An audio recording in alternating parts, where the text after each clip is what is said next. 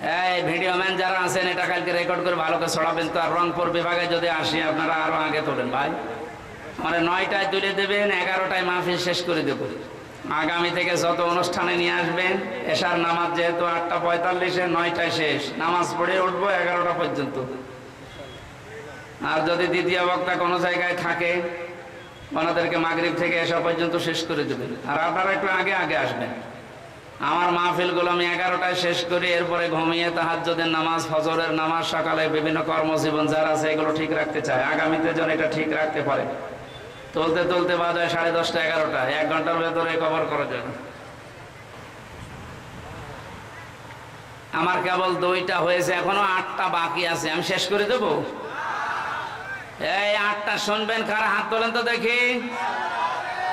আন্দাজে হাত তুলেন না, চলে গেলে কিন্তু মুনাফিক হয়ে যাবেন। তোলেন। এই মাহফিলটা আসলে মাদ্রাসার না,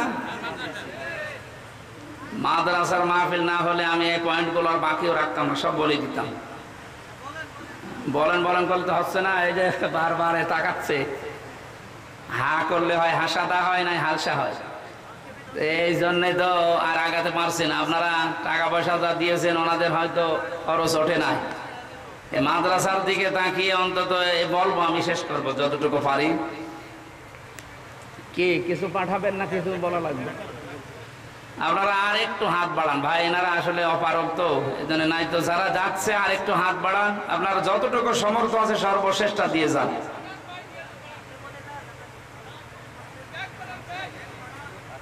ব্যাগালাটা নেই কয় কায় কয় তারা কয় ছেলে, ব্যাগ নিয়ে কোন দিকে যাচ্ছে? এদিকে আসো।